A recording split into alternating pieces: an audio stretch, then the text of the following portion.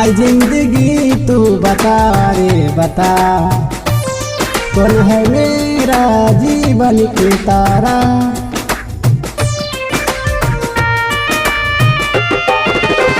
आई जिंदगी तू बता रे बता, कौन है मेरा जीवन के तारा।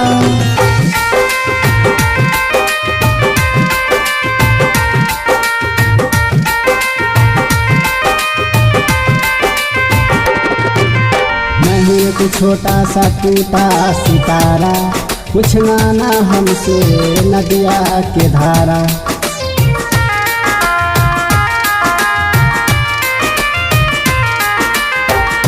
मैं हूँ एक छोटा सा टूटा सितारा, कुछ ना हमसे नदिया के धारा।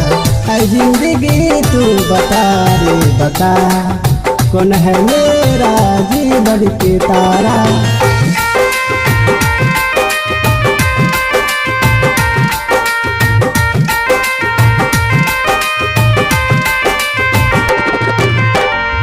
प्यार मिलेंगे नहीं अब तो सहारा, कर लेंगे इनमें से अकेला गुजारा।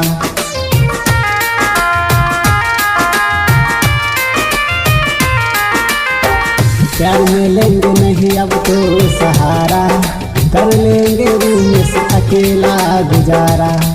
ऐ जिंदगी तू बता रे बता, कौन है मेरा जीवन के तारा।